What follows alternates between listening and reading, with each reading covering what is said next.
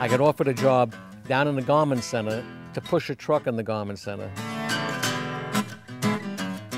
But I never really thought about being poor either, even though, you know, we sometimes living on milk bottles, you know, the deposits on milk bottles.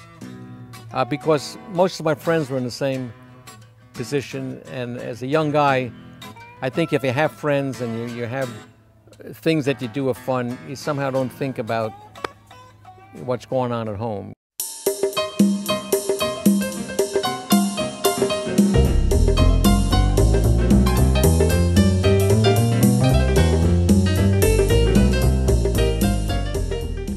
Each one of those guys, we had really experiences that you remember for a lifetime.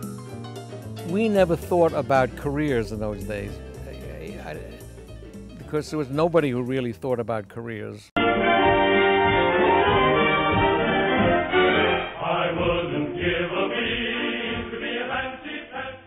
So going into the Army, actually, at 21 was probably the best thing that happened to me, because it gave me structure. I traveled, got to meet different people. We were all drafted. We had no political consciousness whatsoever. We just went, you know, everybody went. The whole neighborhood went. So all my friends went in at the same time. It got me into good shape. It's probably the best physical condition I was in at that time. Coming from an orphanage or the way I grew up, I didn't like any orders. Nobody would give me an order, so I had problems in the military.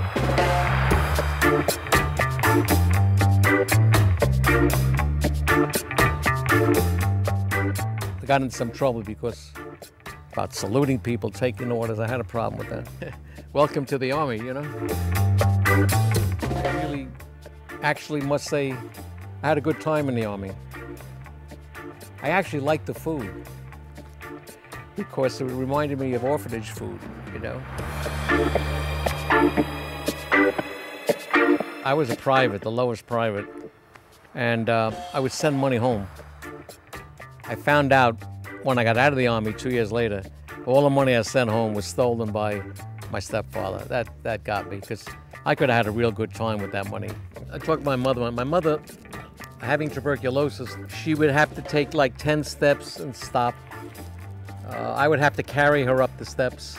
Whenever I would say something because of my stepfather, she would start to cough and say that, you know, I don't have long to go, and who would want me, and all that kind of stuff. And I just shut my mouth and went out to meet with my friends. Oh, she died when she was 51 years old, and she died of cancer.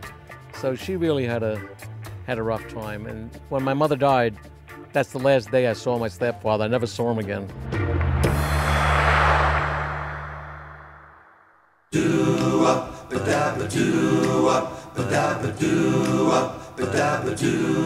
When I was a kid, in the summers I would caddy, and I introduced my whole neighborhood to playing golf. At the time, there was a director of Columbia Pictures. His name was Harry Foster, who was shooting shorts at the Concord Hotel. He would do filming there. I didn't know it at the time, but he was having a relationship with my aunt and ended up marrying my aunt.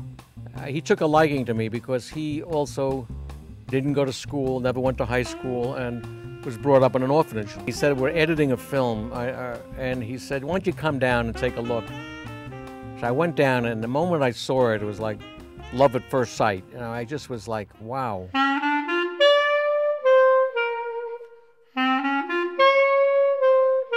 I convinced him could I just hang around and stay? So I hung around for about 6 months, no pay. I learned how to work the equipment, the projector and the editing. In order to make a few bucks, I saw an ad for a messenger at a film company. I took the job, except I knew how to edit. And one of those stories, the editor, after a few months, was out one day, and I edited the film, and I was the editor. They fired him. I went from $60 a week to $170 a week, which was like a lot of money in those days. So there I was. I was an editor. I was in the business 6 months, and I was 23 years old. This was 1956.